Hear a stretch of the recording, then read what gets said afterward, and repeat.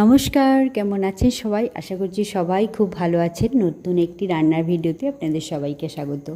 তো রান্নাটা শুরু করা যাক। দেখুন এখানে আমি কি নিয়ে নিয়েছি। রয়েছে আলু গ্রেট করা, গাজর গ্রেট করা, পেঁয়াজ কুচি, লঙ্কা কুচি আর একটা ডিম। আর এখানে নিয়ে নিয়েছি চালের গুঁড়ো, সুজি, মুসুর ডালের গুঁড়ো, গোটা জিরে, অল্প ময়দা। আর এই কটা উপকরণ আগে আমি জল দিয়ে ভালো করে মিশিয়ে নেব। এই দেখুন জলটা পরিমাণে একটু বেশি দিয়ে দিলাম।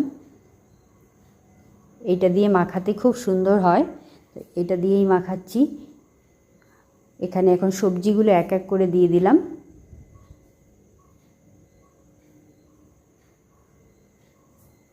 এর সাথে লবণ দিয়েছি, কিন্তু সেটা অফ ক্যামেরায় দেয়া হয়েছে, দেখানো হয়নি।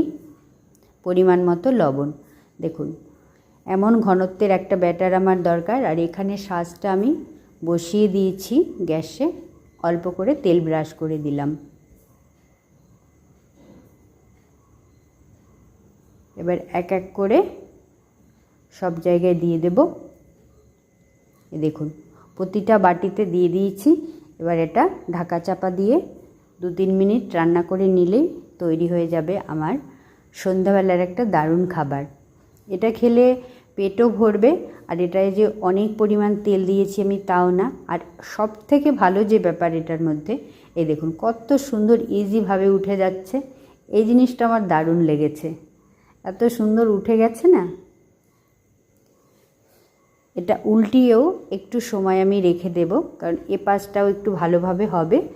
তারপরে সসের সাথে পরিবেশন করব।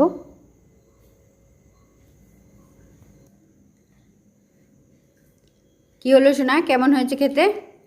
খুব ভালো হয়েছে, ভালো লাগছে বেশ খেতে, নতুন জিনিস।